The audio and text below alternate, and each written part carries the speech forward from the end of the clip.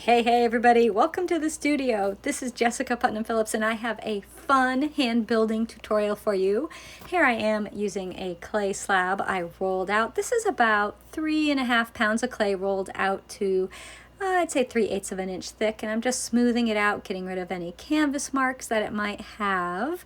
And I want to make a large dish with it. This is my Colette Rim Template, the biggest one, and these match perfectly with my Ravier forms that you can get from GR Pottery. So GR Pottery Forms sells the forms, you can see them off to the side there.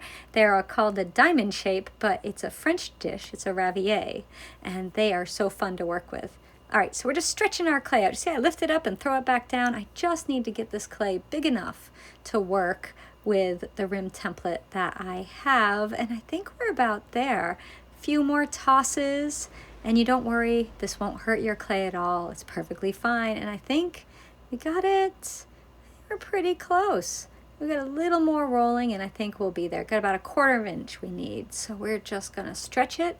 Yeah, that looks good. All right, so let's turn it a bit so it's a little easier for you to see, and I'm gonna line up this rim template. Now, these rim templates are available from claysharemarket.com, but you certainly can make your own if you want to. I have many classes on Clayshare that'll teach you how to do that, but you can go get this. This is the Colette, and you could also get the Eloise. That's the other shape that lines up perfectly with the forms that we're going to use.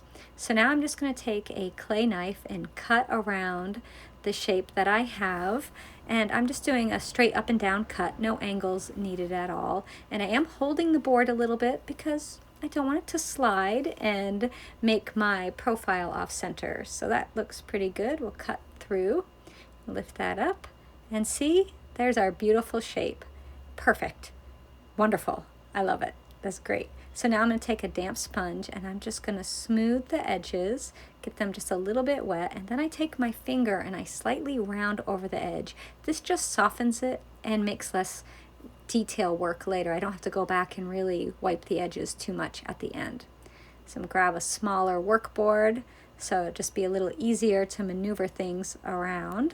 And we'll get that on there. And yes, I do pat my clay. I know, people point it out. They are like, you really pat your clay. I love my clay. What can I say? I pat it. So now I'm going to go ahead and smooth out any imperfections, anything that has gotten on the surface. I'm also going to soften that edge. And here we are lining up the Ravier GR Pottery form. And so I just do it visually, looking at it from above until it's equal on both sides and end to end. You know, these are hand-built, handmade. I don't worry so much about them being perfect. If one side is a little off or it's a little higher, that's okay. So now we're going to flip the whole thing over. I've got another board. Now, these workboards that I'm using are from GR Pottery Forms as well. So if you're going shopping, get those, because they're really, really handy for working in the studio. So now I lightly press the clay on the form. So what do you need? You need a form and a template, and you can make as many of the same plates as you want. And it's a really great way to get a consistent shape plate over and over. And then when you drape your clay over it, you just take a damp sponge like I'm doing here and wipe it around, pressing the clay onto the form. Again, with smoothing out that rim, always wanting to make sure that rim is nice and clean and no sharp edges. Also, by compressing it, it helps prevent cracking. So if you've been working with rim templates and making plates, you know, sometimes when we cut it, we get these little V's that will fracture and create cracks. Now, if you're not getting that, great. Whatever you're doing is perfect. And if you're new, just make sure you compress. Now I'm going to smooth the whole thing over with a red rib. This is one of Mud Tool's red ribs. It's the biggest one. It's shaped like a D, and it's new to me. I just got it to use for printing on clay, and I decided to try it out for hand building. And you know what? It works just as well. So whatever one you want to use. Now, I want to raise this up a bit. So I've got a couple of these little blocks, also from GR Pottery Forms. They are a 1/2 inch tall, and I'm just going to stick that under there. I like to use 2 of them on a big piece so it's not wobbly. Then I'm going to sit it back down. on there. And so what this is going to do, it's going to allow me to make a deeper shape than I had before. So I'm going to have a little higher side, which is what I want. Now you could have left it on the board and had a shallower dish, but if you want to go for something a little deeper, more like a bowl shape, that's what you do. Now I sit another board on top and kind of pat it.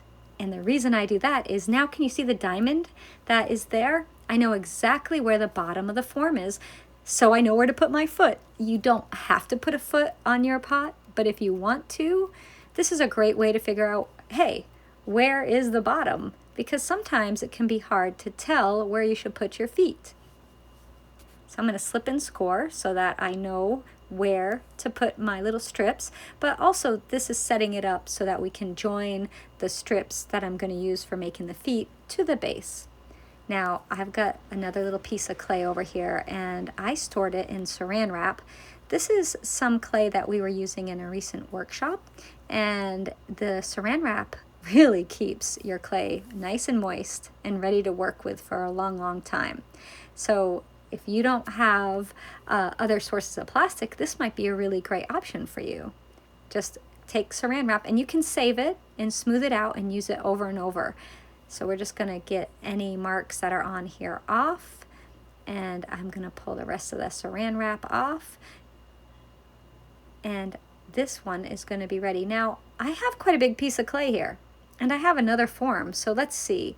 I want to make sure I have enough clay for making a second smaller dish, but I also need some clay for making my feet. So I'm going to portion it out and take one piece away, and that I'm going to save for later. You notice how it still had some saran wrap, some plastic on it. That's okay. I'm going to wrap it up and they'll stay nice and fresh.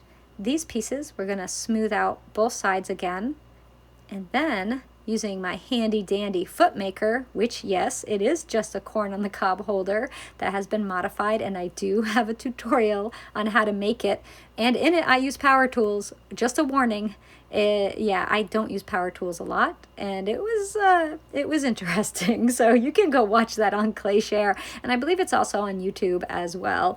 You can find that. So I've just cut 4 little pieces of clay, and since we have a diamond shape bottom, I'm going to make a diamond shape foot. So I'm going to grab all my little clay strips here, and we are going to slip and score them. And the slip I use is actually called Magic Water. It's sodium silicate and soda ash mixed together with water and some of the clay that I'm using. And I have that recipe on clayshare.com. You can go get that, and that's available for everybody. So once you slip and score it, you go ahead and attach it, smooth it out. Now, I don't really like my seams to start and stop on a corner. Sometimes on the ends, like with the diamond here, that's kind of how it's got to go. But that side of the diamond, which is where I have my little bend, I don't really want to stop there if I can help it. Sometimes there's nothing you can do about it, but ideally you want to try to do just a nice curve there, because those are areas that can weaken and crack in the firings. So when you get them on, I like to smooth them out, press them down a bit, and let me show you how I do a little bit closer my foot. So we're going to trim up that end so that side is nice and even. I go in and slip and score both pieces that are touching, and then I join it again. I want to make sure that's a really nice join and that it's pressed against each other so they don't pull apart. You know, whenever we're adding clay like this, especially on feet, sometimes what can happen is in the drying and firing that those two parts will pull away from each other, and you can get a crack. You know, it's not always a problem, but if you're selling your work, you do not want them to crack. You can't really sell cracked pieces. So something to think about. So now I'm going to do a cut where I overlap the 2 pieces of clay, and then we slip and score them and stick them together. Now, honestly, this would have been easier if I had just taken another slab and cut 2 long strips and done the top half and the bottom half. But you know, I had clay, it was there. I thought, hey, I'm just going to use this clay and not get another slab. So that's what I did. Plus, it might be the end of the day, you working in the studio, and this is all the clay you have. So go with it. All right, see how I cut that overlap? And do you see how we get a little bit of space in between? Now we're going to squish them up into each other. So you really want to make sure they are pressed together nicely. I'm just going to trim up the point of that foot. I do like to take a lot of time on my feet. I think it's important. If you're going to put a foot on, which you don't have to, but if you're gonna, take the time to make it nice. You know, why put it on there if you're not going to make a nice foot? Smooth that out, and I'm back to using my little small rib tool, the number 1. I have a lot of the mud tools and a lot of the red ones. All right, last thing on the bottom for the feet is I'm going to take a sponge and I'm going to just smooth everything out. As I'm smoothing it, I'm also compressing it a bit because you want to make sure that foot is firmly attached to the bottom of your dish. And as I mentioned, you don't have to put a foot on, but if you are going to, then you need to take the time to make sure all the little details are covered and that your feet are not going to pop off. Here's a little trick.